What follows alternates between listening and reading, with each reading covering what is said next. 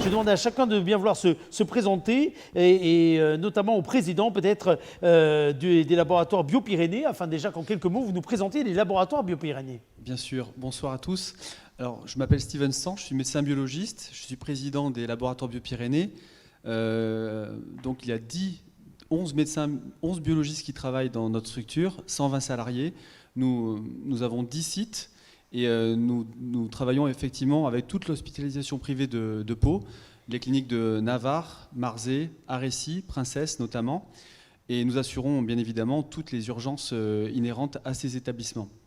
Alors justement, puisque vous parlez de ces établissements, nous allons rentrer en communication avec Marie-France Gaucher, qui était déjà là il y a une dizaine de jours, qui est la directrice des polycliniques de Navarre et de Marzé, avec la directrice de la clinique de Princesse également, qui est parmi nous, et la directrice de la clinique d'Arécy. Elles sont en liaison les unes et les autres. Elles interviendront dans la deuxième partie de l'émission, mais nous allons commencer à les joindre pour qu'elles entendent le début des propos que nous allons mener et peut-être le côté histoire que nous allons remonter. Nous allons remonter le temps. Cela dit, on va remonter le temps dans une époque qui paraît terriblement lointaine, alors même qu'au niveau du calendrier, elle est d'un côté d'une extrême proximité, puisque c'était Jean Lacoste le 10 mars. 10 mars, on est le 7 avril, 10 mars simplement, que, à l'initiative de la municipalité de François Bayrou, vous réunissiez les professionnels de santé pour entendre, écouter leurs paroles et se demander comment agir. C'est bien ça ?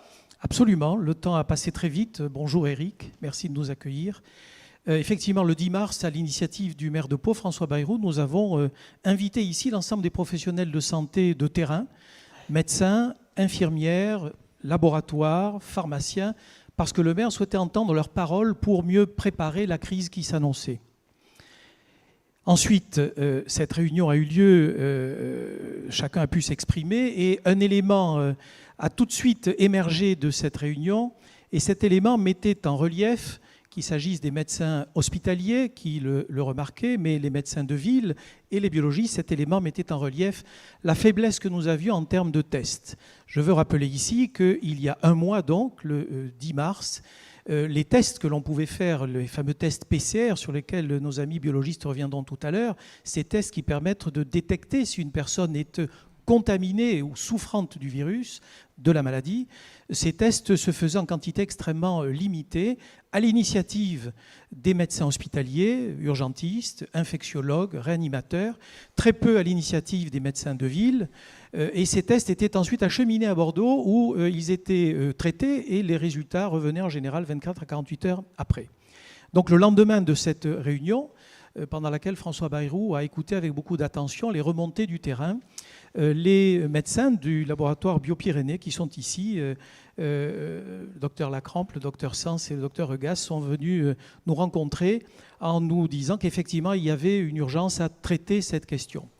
Et c'est à ce moment-là qu'une véritable équipe, on peut dire les choses, une équipe de crise, une équipe dynamique s'est constituée autour du maire, entraînée par le maire, qui a travaillé d'arrache-pied avec une pugnacité, une ténacité et une ardeur que nous lui avons tous reconnue. Et il s'est battu, nous nous sommes tous battus auprès du laboratoire Roche, d'abord pour que les médecins de Bio-Pyrénées puissent avoir l'autorisation de pratiquer ces tests, et puis ensuite auprès du laboratoire Roche, je vous passe les détails, ça a duré une dizaine de jours, pour que nous obtenions enfin, grâce à l'intervention de François Bayrou et de tous ses médecins, l'arrivée de cet appareil qui s'appelle le COBAS et qui va nous permettre d'effectuer des tests à plus large échelle.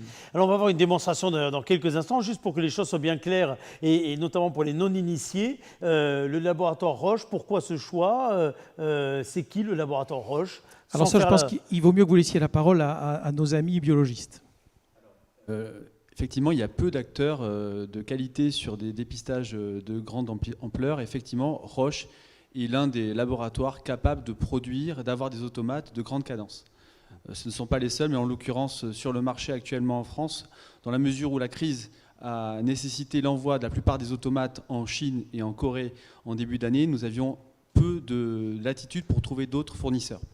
Il se trouve également que notre groupe, Innovi, travaille en partie sur des automates Roche, ce qui nous a également permis de travailler avec eux en toute bonne conscience. Alors, on va voir une démonstration de ce qui a été installé finalement il y a à peine quelques jours, hein, puisque c'était à la fin de la semaine dernière que nous en avions parlé avec la consoeur d'Éric Belli ici même, Odile Faure, qui nous parlait de cette installation. Le lendemain, et les équipes de la République. Donc, c'était à peine la semaine dernière, vendredi. Hein. À la fin de la semaine dernière, effectivement, cette machine est arrivée, a été installée sur le plateau technique du laboratoire Bio-Pyrénées, place Clémenceau. Alors, on va voir de quelle façon fonctionnent les tests, juste pour que les choses soient également bien claires. De quel test parle-t-on? Parce qu'on entend derrière ce mot test beaucoup de choses. Là, on parle bien d'un test en particulier, d'une forme de test en particulier. Écoutez, je vais à nouveau laisser la parole à mes confrères biologistes. Je vous en dirai 2 mots après, si vous voulez, des tests. Mais Alors, on peut se les passer tests, la parole. effectivement, on va parler de la PCR, et là, je vais vous laisser avec notre bactériologiste en chef. Alors, on utilise des tests de biologie moléculaire. C'est un test qui s'appelle la RT-PCR. Donc, c'est très simple. On va faire un prélèvement à un patient. Donc, essentiellement, c'est un écouvillon que l'on réceptionne. Cet écouvillon, on va tremper dans un petit milieu, un liquide, sur lequel on va décharger le virus dans ce liquide. Et c'est à partir de ce liquide que l'on va faire donc des analyses. Et après une succession d'étapes, on va arriver à une amplification. On va extraire le matériel génétique qui est de l'ARN. Et cet ARN, on va l'amplifier.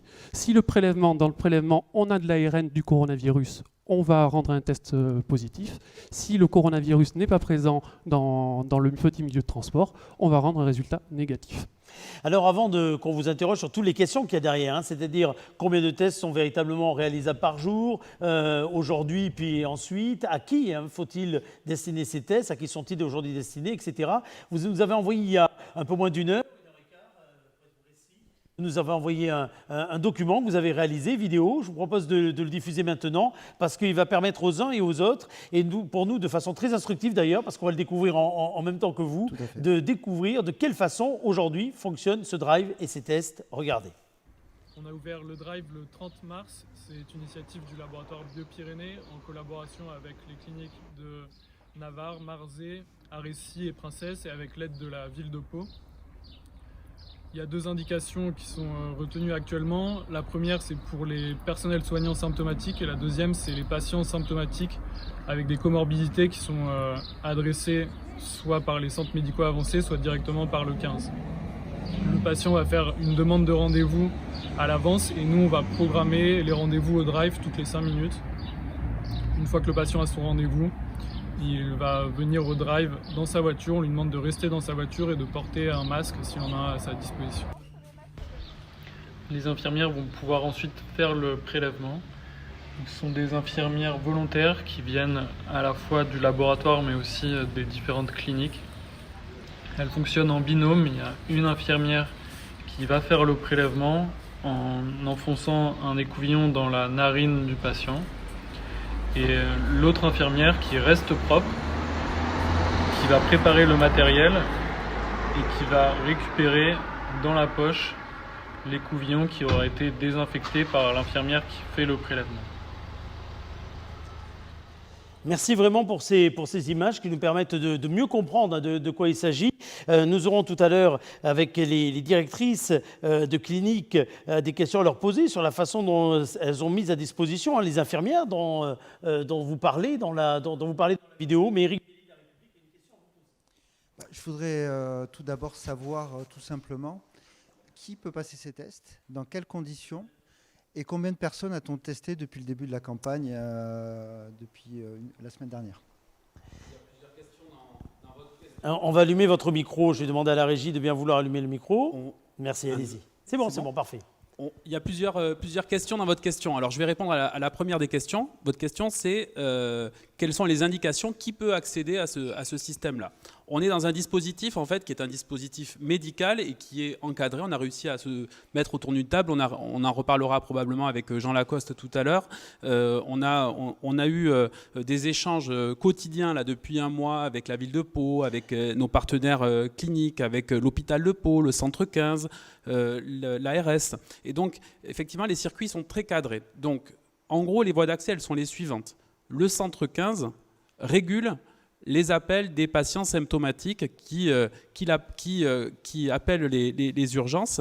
Et il va en fait juger tout simplement si le patient doit être admis à l'hôpital ou s'il doit bénéficier d'un prélèvement en ambulatoire. C'est-à-dire qu'il n'y a pas d'indication à l'hospitaliser. Ça, c'est une des premières voies d'accès. Et donc, c'est le 15 en fait, qui aiguille vers ce drive. Ensuite, vous le savez, il y a des CMA, des centres médicaux avancés. Ces centres médicaux avancés, ils accueillent également des patients qui sont régulés par le 15, qui ne nécessitent pas d'être vus en hospitalisation, mais ils accueillent également, ces centres médicaux avancés, des patients qui sont issus des consultations, des téléconsultations des médecins de ville. Et ces CMA peuvent également poser, on parlera après des indications précises, l'indication du prélèvement. Et ensuite, il y a une troisième voie d'accès qu'on a ouvert un petit peu plus récemment devant la disponibilité des tests, qui est une voie d'accès directe pour les patients qui sont vus en ville par les médecins généralistes. On ne parle même pas en fait du circuit CMA, mais qui relève de l'indication médicale. Alors, c'est avec ces trois voies, dont on peut rappeler encore une fois qu'elles ont été concertées dans la façon de les mettre en place. Jean Lacoste, vous me le confirmez? Absolument. Moi, je veux juste rappeler une chose, et ça vient d'être rappelé par le docteur Lacrampe, c'est que l'indication du test, c'est une prescription médicale. Et il faut que ces affaires restent entre les mains des premiers intéressés, c'est-à-dire ceux qui décident si oui ou non il y a une suspicion, et si oui ou non cette suspicion doit être étayée par la réalisation d'un test. Ça, c'est le premier point, et nous sommes tous tombés d'accord sur ce premier point. Le deuxième point, ça vous a été exposé, les dispositifs que nous avons mis en place à l'initiative, là aussi, de la ville, je suis venu ici parler de la CMA il y a quelques jours, permettent de réguler maintenant le flux des patients Covid plus ou Covid soupçonnés d'être positifs, et les CMA accèdent au drive que nous avons mis en place il y a maintenant une dizaine de jours. Les médecins du laboratoire des urgences, bien entendu, les médecins de l'hôpital, bien entendu, eux aussi, mais ils étaient dans la boucle depuis le début, à l'époque où, je vous le rappelle, il y avait si peu de tests à notre disposition. Mais ce qui est aujourd'hui très intéressant, c'est que les médecins de ville, ceux qui sont sur le terrain, vont avoir la possibilité, non seulement eux, de se faire tester, parce qu'il faut rappeler aussi qu'il faut tester prioritairement les professionnels de santé symptomatiques, et ils vont avoir la possibilité de faire tester leurs patients. Ce que je veux dire ici, et ça va être repris tout à l'heure par mes confrères, c'est que, bien sûr, 500 tests par jour, c'est une chance inouïe. Je vous ai dit tout à l'heure combien le travail acharné du maire, de cette équipe de biologistes, de tous ses partenaires avait porté ses fruits, et c'est une chance pour le territoire d'avoir cette machine à pot. Mais il faut que nous soyons extrêmement pertinents et soucieux dans l'utilisation de ces tests. 500 tests par jour, à supposer que la machine fonctionne 7 jours sur 7 pendant un mois, c'est ce qui nous attend. Nous ne sommes pas encore en période d'épidémie intense. Nous sommes dans une période un peu plus détendue que d'autres territoires. Donc nous devons nous préparer peut-être à avoir une période d'épidémie plus intense. Donc en un mois, ça voudrait dire que nous sommes en capacité de réaliser 15 000 tests. 15 000 tests, c'est énorme, mais face à l'ampleur de la population qui serait en désir de susciter un test, ça n'est que très peu. Ce qui signifie que, et là, il y a un consensus médical qui est unanimement admis et sur lequel il faudra être extrêmement rigoureux. On ne testera que les personnels soignants. Et quand je dis personnel soignant, c'est au sens large. Médecins, infirmières, aides-soignantes, auxiliaires de vie, qu'elles soient en institution ou qu'elles soient en ville, personnel soignant qui soit susceptible d'être porteur de la maladie, c'est-à-dire symptomatique et Covid suspect. Ou bien les patients, bien entendu, qui sont suspects de porter la maladie, qu'ils soient en ville, à l'hôpital ou en institution. Mais ce qu'il faut vraiment noter, et je le dis pour celles et ceux qui nous écoutent, c'est que la priorisation des tests, c'est pour les gens qui sont symptomatiques et suspectés par des médecins d'être porteurs de la maladie. Éric Belli. J'ai deux questions quand même là-dessus. La première, le gouvernement a évoqué la possibilité hier soir de faire des tests de grande ampleur au niveau des EHPAD. Comment on s'y prépare localement? Comment on le décline? Deuxième question, peut-être encore à plus long terme, quand on évoque, et je suis d'accord avec vous, on n'en est surtout pas là, des scénarios de déconfinement, on dit la plupart du temps, enfin les spécialistes disent la plupart du temps, qu'ils devraient s'accompagner de tests à super grande échelle, c'est-à-dire à peu près tout le monde. Et ça ne se prépare pas du jour au lendemain. Alors il y a deux questions dans la question que vous posez, Eric. La première, la réponse est très simple. Vous évoquez le gouvernement, mais ça tombe très bien parce que la doctrine gouvernementale, elle a été réaffirmée hier par le ministre de la Santé, qui a dit très clairement, vous l'avez comme moi écouté, que nous allons tester les personnels des EHPAD ou les personnels des établissements sociaux, médico-sociaux, personnels soignants symptomatiques ou les résidents symptomatiques. Et dès lors que on trouve un personnel symptomatique dans un EHPAD ou dans une résidence autonomie, par exemple, à ce moment-là, on teste la totalité de la communauté des soignants et la totalité de la communauté des résidents. C'est exactement ce qui s'est passé. Je vous donne un exemple concret. Samedi dernier, dans une résidence service de l'agglomération paloise, où j'ai été moi-même sollicité, on avait détecté un cas suspect de Covid chez un personnel soignant. Eh bien, j'ai téléphoné au laboratoire. C'est moi-même, pour ne rien vous cacher, qui rédigeait les 11 ordonnances et on a testé la totalité des personnels soignants. Ça, c'est la doctrine gouvernementale, donc c'est très clair. On ne testera pas à l'aveugle de façon massive. D'ailleurs, vous avez bien compris, on ne le peut pas. Oui, c'est ça. La vraie question, c'est ça. 15 000 tests par ça mois, paraît impossible. il faut qu'ils soient utilisés intelligemment. Ce qui est possible après, une fois qu'on a testé les personnels symptomatiques, les patients symptomatiques, et dans cette communauté humaine d'un EHPAD ou d'une résidence autonomie ou de toute autre structure, la positivité des tests et la réalisation de tests à une échelle un petit peu plus importante nous permet d'ailleurs de renforcer les procédures de confinement et de protection des personnels. Une fois qu'on aura testé cela, il est possible, et s'ils le souhaitent, les confrères biologistes qui sont ici en parleront, il est possible de réaliser des tests sur la technique dite du picking, c'est-à-dire pour réaliser une veille sanitaire dans les populations fragiles. On peut, une fois par semaine par exemple, tester de façon aléatoire 5, 3, 7%, je ne sais pas, c'est à eux de nous le dire, de personnels qui là ne sont pas symptomatiques, mais ça viendra dans un deuxième temps. Mais la réalité, c'est qu'il n'y aura pas de dépistage massif de personnes si elles ne sont pas symptomatiques.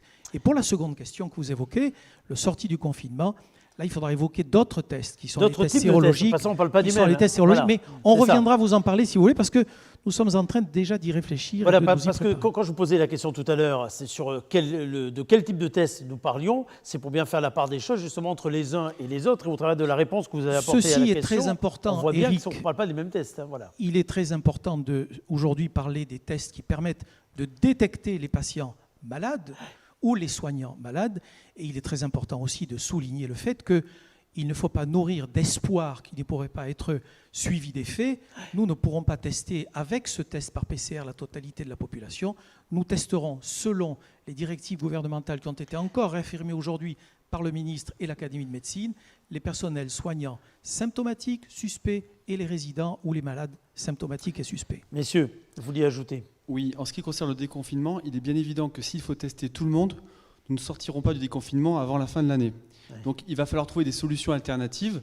L'Académie de médecine s'est prononcée ce matin sur une possibilité de stratégie qui éluderait possiblement les analyses des biologistes. Il faut être modeste, il n'y a pas que de la biologie, et il est possible qu'il y ait des indicateurs de réanimation clinique qui permettraient aux différentes régions de sortir du déconfinement de manière progressive et organisée.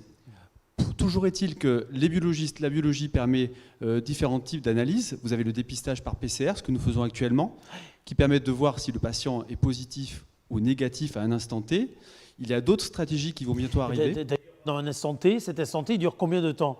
Alors, parce que là, on teste quelqu'un aujourd'hui, C'est ça. il est négatif, pour autant, il peut aussi bien revenir dans quelques jours. Si le prélèvement est bien fait, Ouais. la PCR sera positive. C'est-à-dire D'accord. qu'on va, au niveau, comme vous l'avez vu sur les images, au niveau nasopharyngé, et le prélèvement, s'il est bien fait, doit revenir positif. C'est le meilleur test à l'heure actuelle pour pouvoir déterminer si la personne est Covid positive ou non. Dans un deuxième on a temps, des taux de fiabilité sur ces tests-là Alors oui. Allez-y. Alors oui, il y a des taux de fiabilité. Le test, la technique en elle-même, quand on prend juste la technique, elle est de 99%. Ce qu'il faut avoir, c'est la notion la plus importante. Après, effectivement, on entend des choses, des notions comme quoi on peut avoir des faux négatifs. C'est vrai parce qu'il y a la qualité du prélèvement qui rentre en compte. Donc ça, c'est le premier point. Si le prélèvement est mal fait, si ce n'est pas fait par un professionnel de santé, que ce soit un médecin, un infirmier ou des gens qui sont habilités à le faire, on peut retrouver et avoir des tests qui sont négatifs. C'est-à-dire qu'il n'y aura pas de matériel d'ARN présent dans notre échantillon. La deuxième chose à prendre en compte, c'est qu'on ne connaît pas très bien encore la maladie. Et c'est que l'expression virale et l'expression virale varient en fonction des prélèvements et des échantillons. Et on ne sait pas pourquoi, de temps en temps, au niveau du nez, quand l'histoire de la maladie évolue depuis un petit moment, quand on arrive à des formes graves, on peut se retrouver avec des prélèvements au niveau du nez qui sont négatifs. C'est l'histoire naturelle de la maladie. Donc il y a d'autres prélèvements qui sont faits, mais ça ne concerne pas le grand public et ça n'est utilisé qu'en réanimation. Alors quand vous parliez, et les uns les autres, là, de l'importance de la façon de bien faire les tests et l'importance du personnel qui est en première ligne pour effectuer ces tests, vous me permettrez de rentrer en contact avec les directrices de la clinique Princesse et Navarre et Marzé qui doivent être avec nous et a priori qui sont en liaison avec nous, je crois à peu près au même endroit. Je vais vous demander bien vouloir vous équiper d'oreillettes, me dit-on, dans la mienne, et de bien vouloir allumer vos caméras. Merci beaucoup. Marie-France Gaucher, Jessica Godard, merci beaucoup d'être là toutes les deux. Vous avez l'habitude de collaborer ensemble, ce qui explique d'ailleurs que, y compris période, vous êtes là dans le même bureau pour effectuer ou dans le même lieu, je ne sais pas si c'est un bureau, dans le même lieu en tout cas pour effectuer cette liaison. Vous nous avez suivis depuis le départ, vos cliniques, mais également la clinique dont nous allons recevoir la directrice par liaison téléphonique dans quelques secondes, d'Arecy, se sont mobilisés très rapidement pour mettre à disposition du personnel. Qu'est-ce que représentait déjà pour vous ce type de test et la mise en place d'un automate comme celui-ci pour l'agglomération paloise?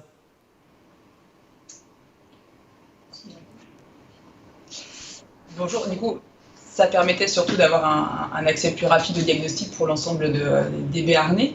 Donc voilà, le laboratoire Bio-Pyrénées nous a proposé d'être partenaire et nous avons volontiers participé avec l'ensemble des cliniques paloises.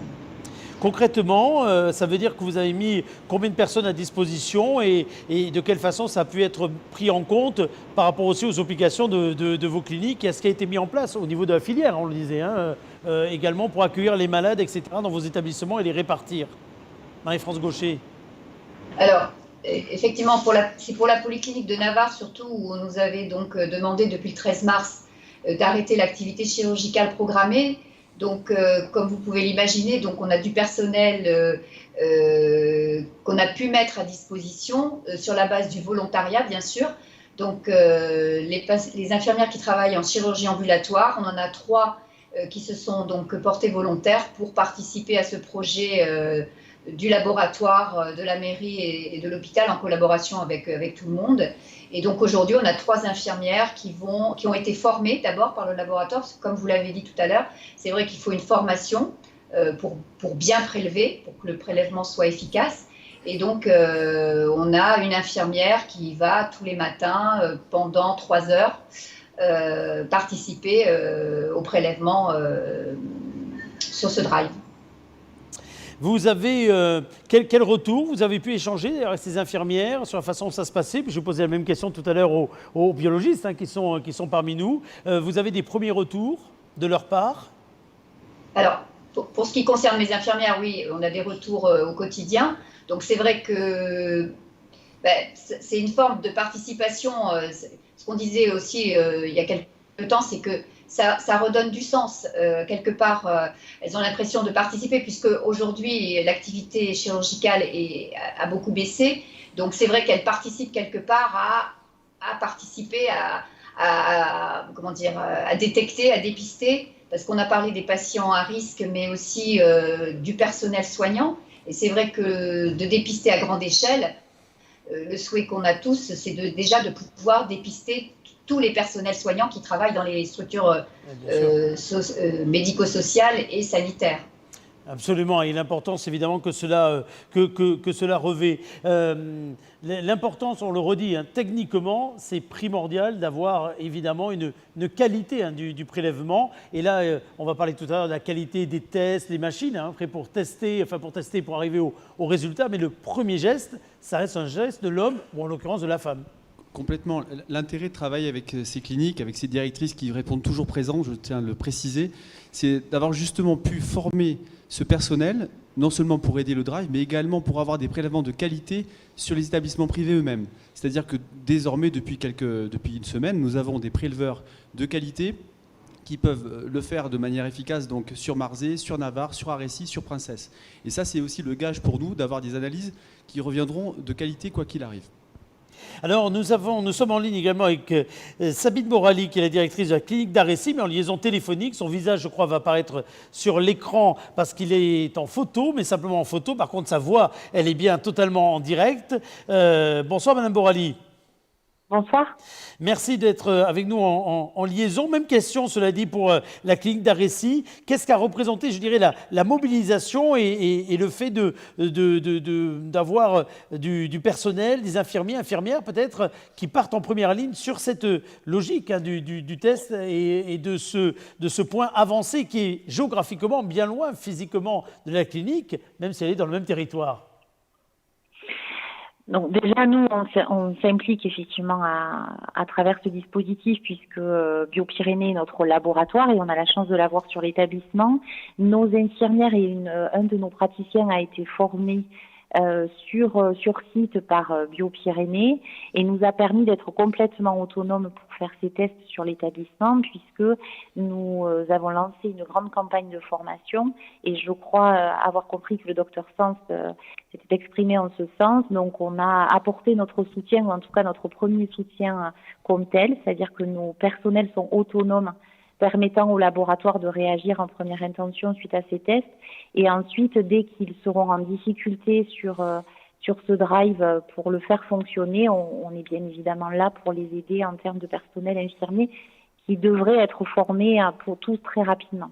Oui, parce que Madame la directrice, vous précédez la question qu'on allait poser. Aujourd'hui, Jean Lacoste l'a dit tout à l'heure, vous l'avez dit, on n'est pas encore dans le dur d'une vague qu'on espère ne jamais voir, mais qui, cela dit, si l'on regarde ce qui se fait ailleurs, qu'on peut craindre, en tout cas que vous devez anticiper les uns les autres. Et donc le personnel qui est aujourd'hui formé, est-ce qu'il sera suffisant demain et de quelle façon demain l'ensemble de ce dispositif, pour une échelle importante de tests finalement quotidiens, va-t-il pouvoir continuer, supporter la charge? Parce qu'aujourd'hui, vous en faites combien des tests réellement aujourd'hui, messieurs? Alors, je continue sur l'établissement, je ne sais pas si la question s'adresse à moi, mais en tout cas... Elle s'adresse aussi à vous, donc aucun problème. D'accord.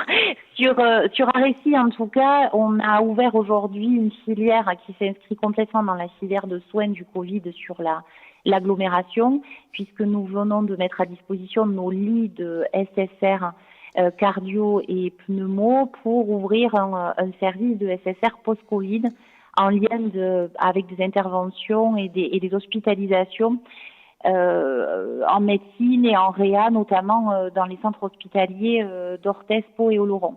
Donc nous avons besoin d'objectiver l'hospitalisation de ces patients par un test systématique à l'entrée. Donc nous avons besoin de monter en compétence sur la faisabilité de ces tests.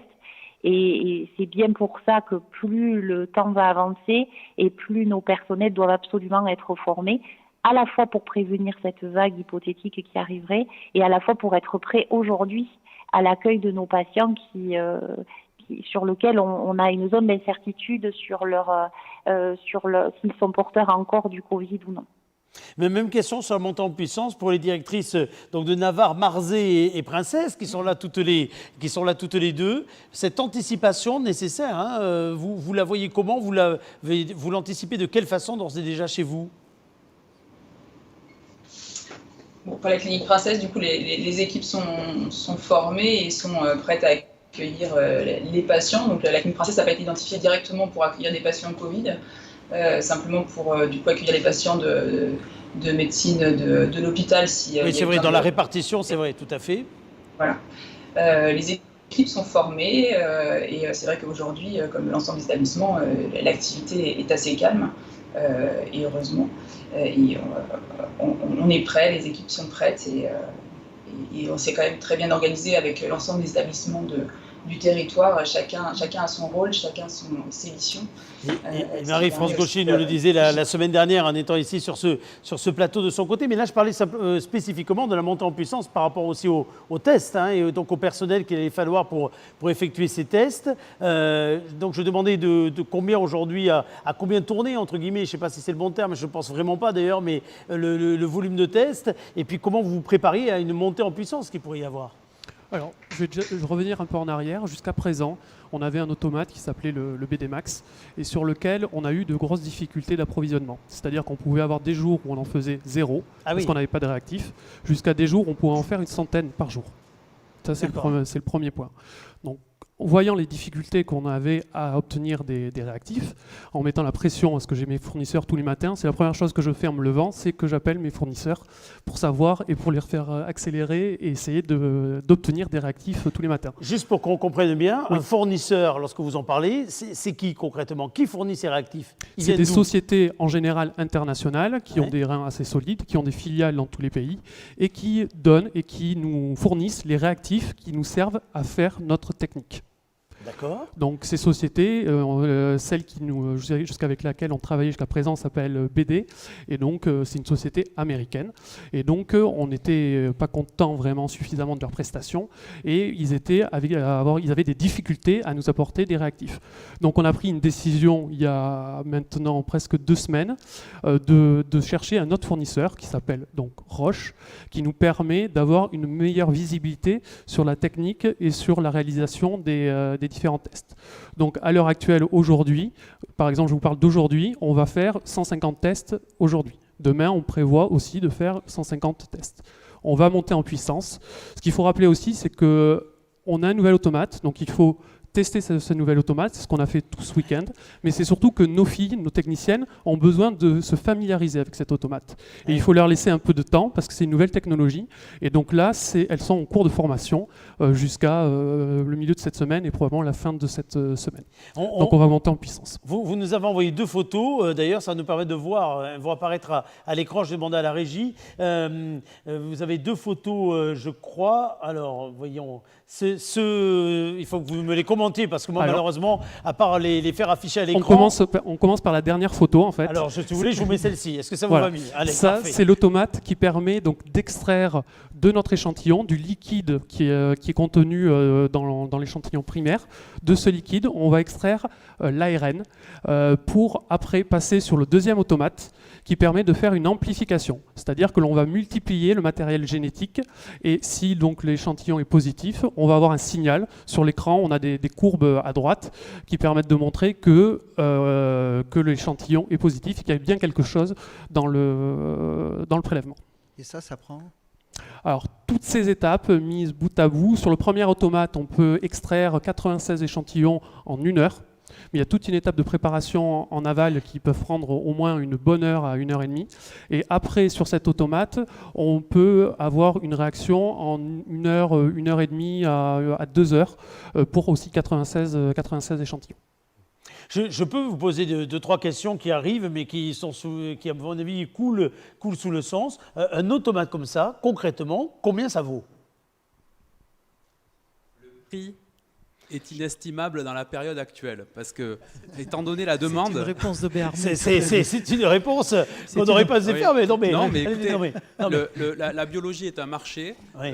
Les automates... Oui, c'est ça, d'accord, c'est ce que vous voulez dire par là. La biologie est un marché, et donc avec les lois de tout marché, et donc on est quand même dans le cadre, on va dire, d'un pari un petit peu fou, puisqu'il y a 2 semaines, nous n'imaginions pas avoir cet équipement dans nos murs. C'est pour ça que je vous pose la question, parce que comme tout le monde, vous avez des planifications d'investissement, etc., j'imagine bien. Et donc on peut se dire, mais ce truc-là qui doit quand même valoir un certain prix, que vous ne dites pas, mais qui doit valoir un certain prix, s'il n'est pas planifié, qui peut se le payer? Comment se le payer? À l'heure actuelle, il n'y a pas de prix, effectivement. Ce qu'il a fallu faire, alors Jean Lacoste l'a rappelé, on a eu un appui colossal de la part de François Bayrou.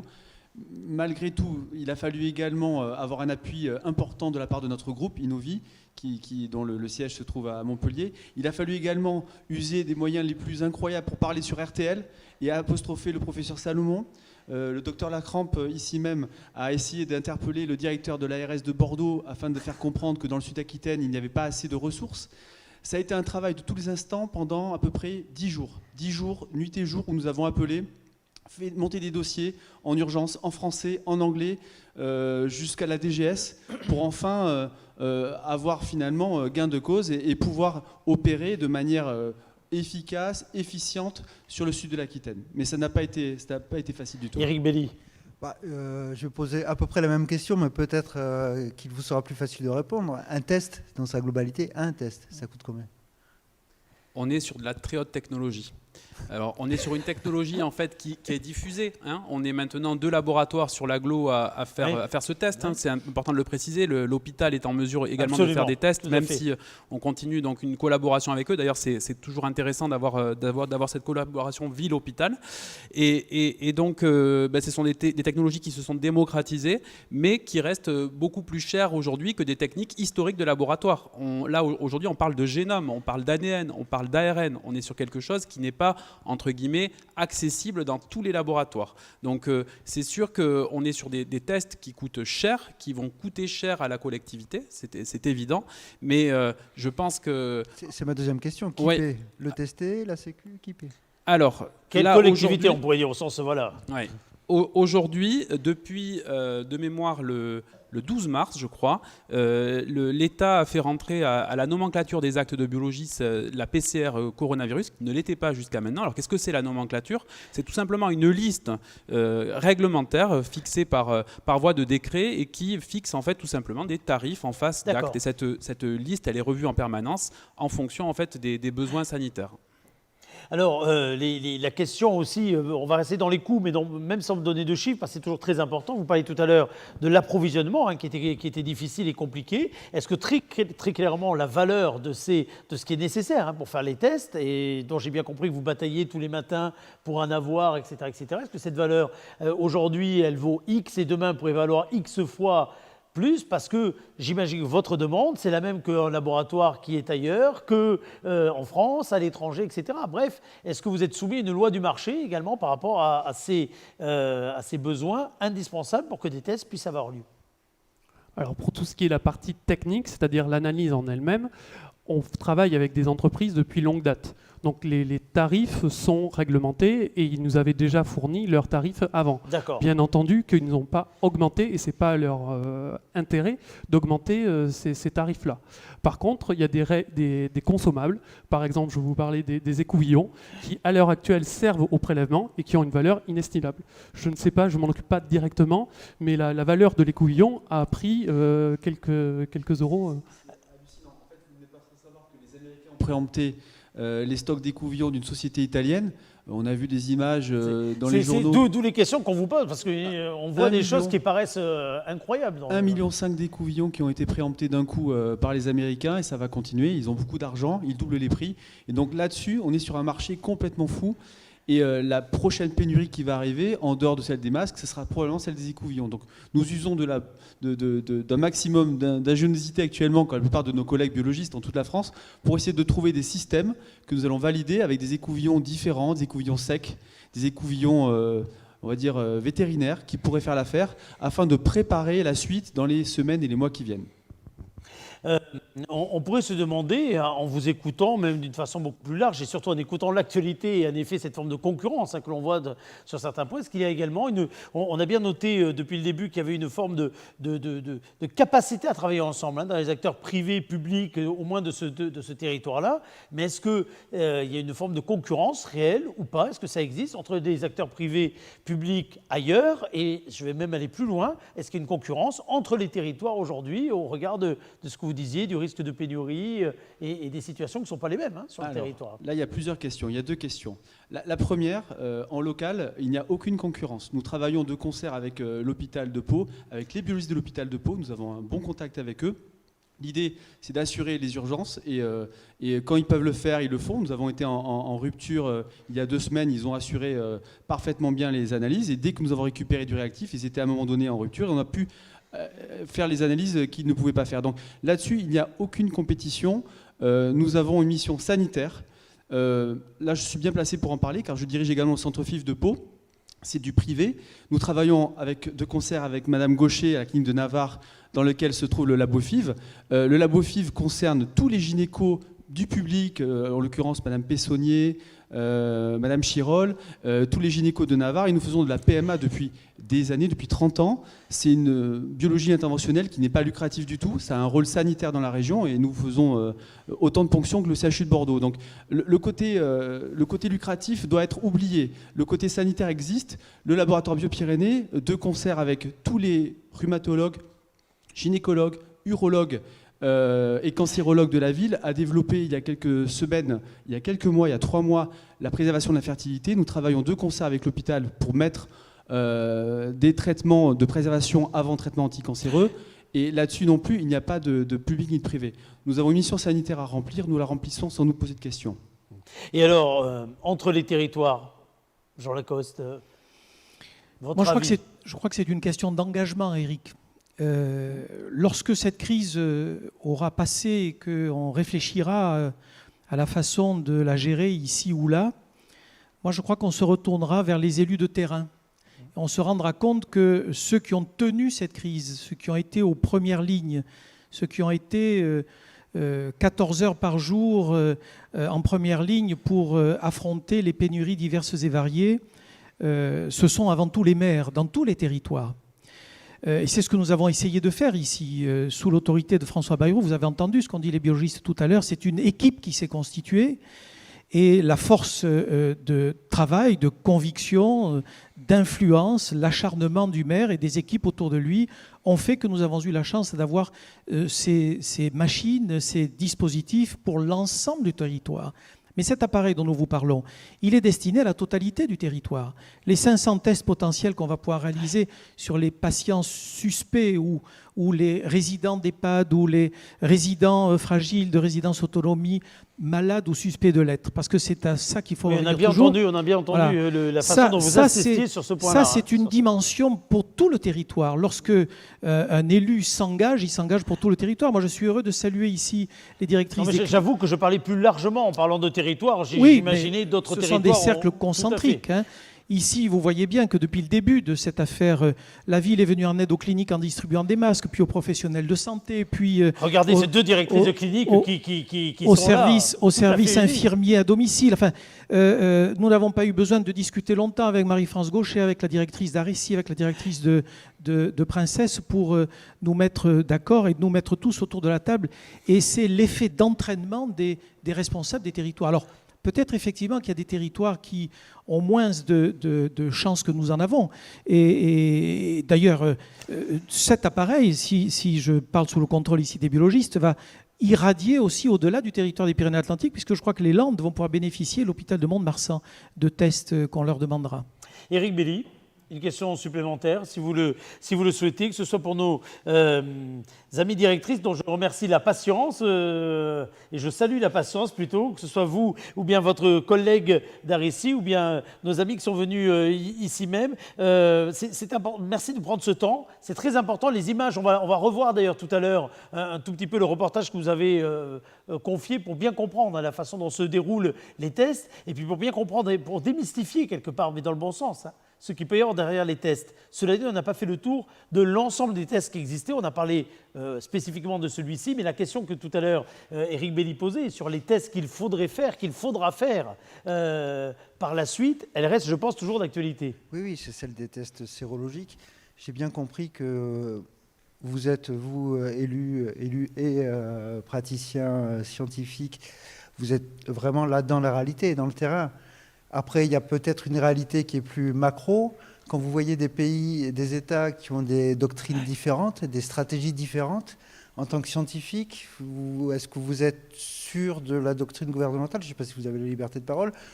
Ou est-ce que parfois vous doutez ce qui s'est fait en Corée, ce qui peut se faire en Allemagne Comment vous voyez ça? Alors Éric, moi je vais vous répondre très très directement. J'ai une totale liberté de parole comme médecin et comme citoyen. Voilà, donc ma liberté de parole, elle est entière et totale, à tous les niveaux. Je doute tous les jours dans cette crise. Comme médecin, je doute tous les jours, parce que c'est une maladie, les spécialistes hyper pointus ici de biologie moléculaire, de virologie... On a entendu le doute également tout à l'heure. Ce sont des gens qui doutent. On ne sait pas, on apprend cette maladie, on apprend à marcher en marchant, on la découvre pas à pas. Au début, on nous disait c'est une maladie qui frappe surtout les personnes très âgées et les gens qui sont victimes de comorbidités. Et puis on s'est aperçu qu'il y avait des gens jeunes, et même des gens très jeunes qui étaient frappés, sans aucun signe prémonitoire. Donc c'est une maladie qu'il faut avoir l'humilité de découvrir avec les yeux de médecins, soignants, assistants aux plus fragiles, en doutant et avec beaucoup d'humilité. Voilà ce que je peux dire.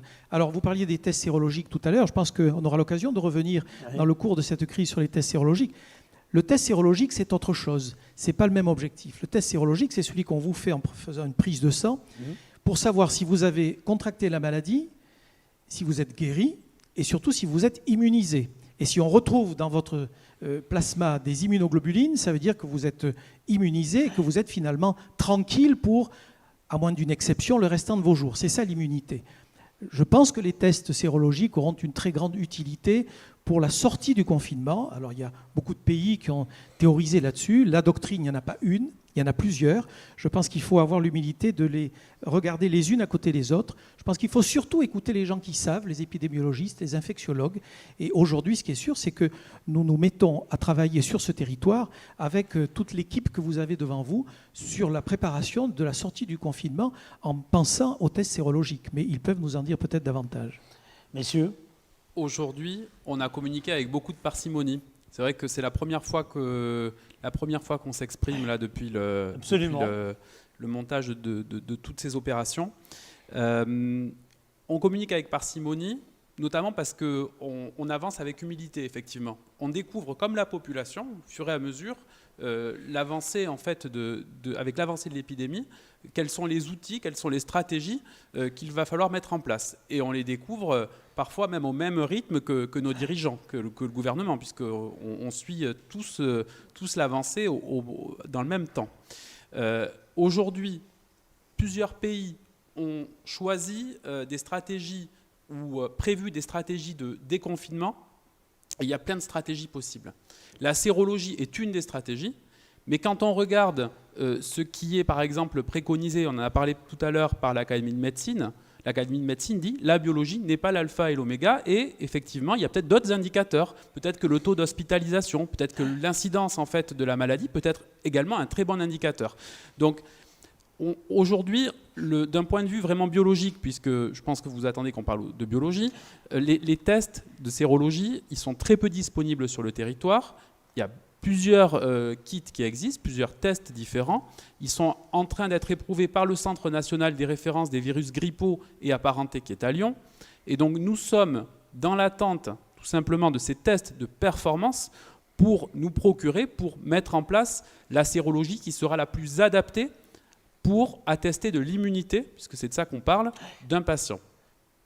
Merci en tout cas pour ces précisions. Vous vouliez ajouter un mot, Jean ?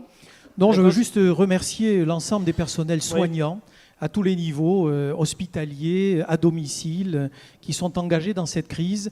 Vous remercier aussi à vous de nous donner la parole avec parcimonie, comme l'a dit le docteur Lacrampe, parce que nous découvrons avec humilité tous les jours les modes de sortie du confinement. Ils seront probablement protéiformes aussi. Il faudra s'adapter à plusieurs formes et plusieurs techniques. Et puis, je voudrais rappeler à celles et ceux qui nous écoutent que nous avons quand même quelque part un petit peu la chance d'être dans un territoire dans lequel nous avons été confinés de bonne heure. Les mesures de confinement ont été respectées. Aujourd'hui, on constate un petit relâchement. Moi, je veux appeler mes concitoyens, l'ensemble des citoyens à plus de rigueur dans ce confinement, parce que c'est la clé de voûte, pour le coup, de cette bataille, le confinement et les gestes barrières. Voilà, encore une fois, merci Eric et toute votre équipe de nous donner la parole pour expliquer tout cela. Merci en tout cas à vous d'avoir pris du temps pour cela. Merci également à Sabine Borali qui est toujours en liaison avec nous depuis Arrécy. Merci à elle d'avoir participé, tout comme d'ailleurs Madame les directrices de Princesse, Navarre et Marzé. C'est une belle image en tout cas, tout comme on avait il y a quelques jours les médecins de l'hôpital Le Pau qui étaient avec nous. C'est une belle image que de vous entendre en tout cas parler d'une seule voix, travailler, concerter, même si on a bien compris que le doute, que les incertitudes faisaient également partie du lot quotidien avec lesquels vous faisiez évidemment vos métiers. En tout cas, c'est extrêmement rassurant de voir que tout un territoire arrive à bâtir une stratégie en commun, à répondre en commun. Et vous nous permettrez d'avoir une petite affectueuse pensée, mesdames les directrices, pour l'ensemble de des infirmières. Certaines, on les a vues là, d'autres en tout cas sont en cours de formation, d'autres sont à l'heure qu'il est d'ailleurs sur le site. Donc vous nous permettrez d'avoir également une pensée à travers vous pour elles. Et une pensée à Docteur. tout le laboratoire, mais sans Oui, nos et j'allais faire 220 pareil, salariés d'ailleurs, qui travaillent tout à fait. également dans les cliniques et qui sont en première ligne également. Absolument, vous avez raison de le dire et de le rajouter. Merci en tout cas à vous.